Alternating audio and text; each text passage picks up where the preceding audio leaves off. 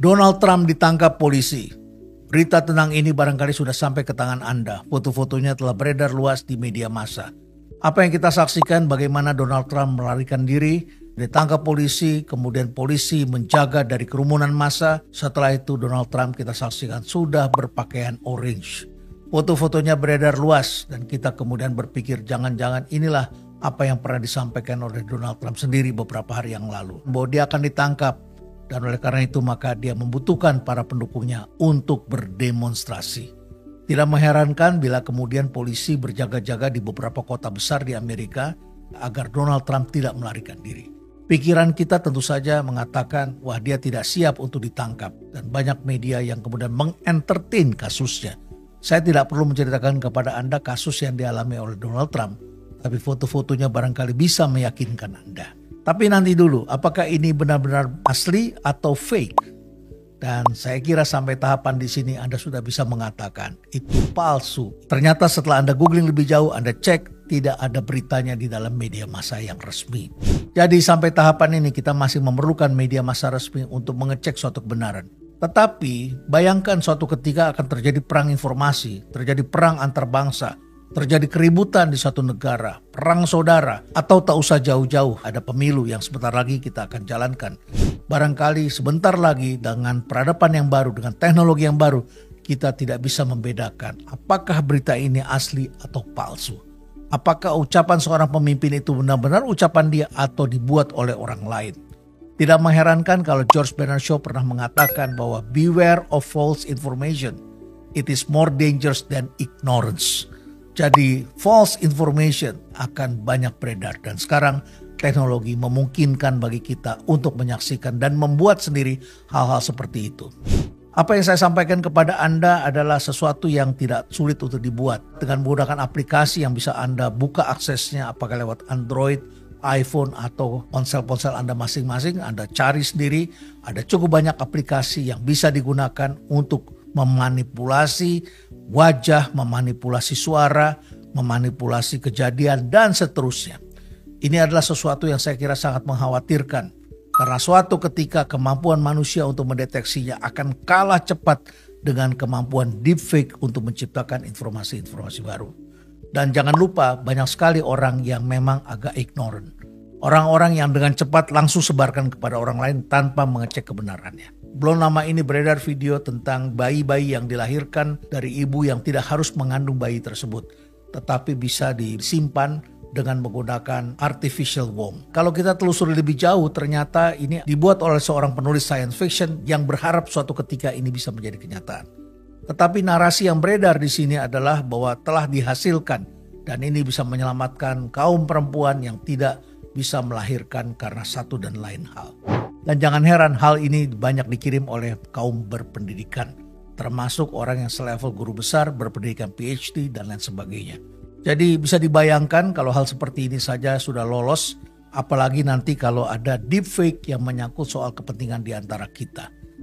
Selain tentang Donald Trump, saya kira juga Anda pernah melihat bagaimana video tentang Obama yang berbicara lucu dan bicara kasar tentang Donald Trump.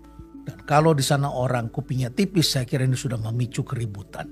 Tetapi untunglah masyarakat di sana cukup pandai dan bisa membedakan. Sampai kapan mereka mampu membedakannya.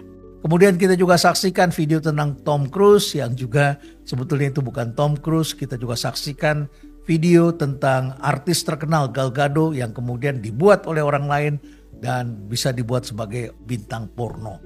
Dan sebagian orang mempercayainya. Kita juga melihat bagaimana video edukasi Morgan Freeman yang wajahnya adalah Morgan Freeman tetapi sebetulnya itu dibuat oleh orang lain dan gerakan tubuhnya bisa mengikuti apa yang diinginkan oleh orang lain. Dan saya kira juga Anda pernah menyaksikan American Got Talent.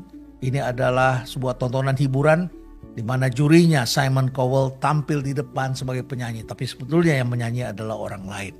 Jadi sebagai hiburan ini cukup menarik. Tetapi sebagai peristiwa politik atau peristiwa atau kejadian-kejadian yang memecah belah, barangkali ini adalah sesuatu yang perlu kita pikirkan bersama-sama.